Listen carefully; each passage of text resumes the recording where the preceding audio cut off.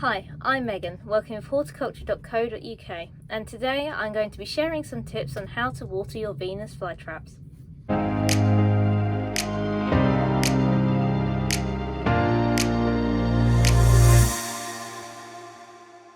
Venus flytraps are native to North Carolina and often inhabit peat bogs and swamps. Due to these acidic and waterlogged environments, it often makes the Venus flytrap very sensitive to nutrient gain within the media as well as minerals within their water. Therefore, it's very important for the watering of the Venus flytrap to be correct in order for them to grow happily and healthily. The best water to use is rainwater. It is obviously naturally provided by the environment and easy to collect. Otherwise, if you can't have access to rainwater and you can't collect your own, then you could also use distilled water as well as reverse osmosis or RO water, which can also be either purchased from shops. There's sometimes fuel pumps for it, or even make your own. The best thing I would suggest is buying yourself a TDS meter, which looks similar to this.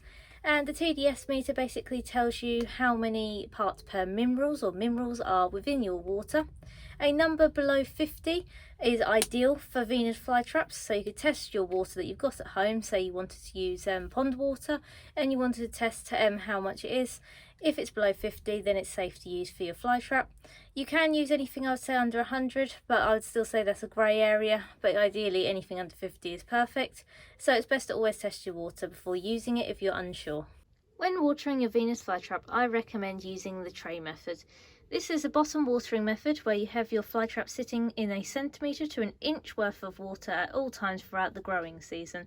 This will ensure that your Venus flytrap is constantly sitting in water to make it happy, and also won't have any worries about it drying out. If you have your Venus flytraps in a bog outside, you can water from above.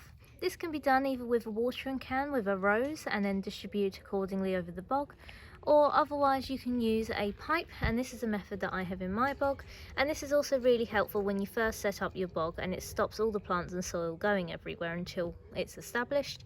And that's simply by putting the water down in that hole, and it will go to the bottom of the bog and wick up accordingly. When selecting a pot for a Venus flytrap, you ideally want it to be a tall pot with drainage holes. This allows the roots to grow and for the water to be soaked up from the tray below.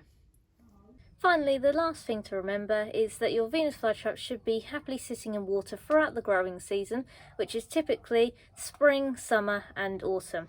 When your plant goes into dormancy during the winter time, you ideally want to reduce the watering, and this does not mean letting your plant dry out. It simply means that to let the tray dry out between waterings for your flytrap, as in this season the plants can easily rot off as there's less light and it's a little cooler, so they don't dry out as quickly as they do during the growing season.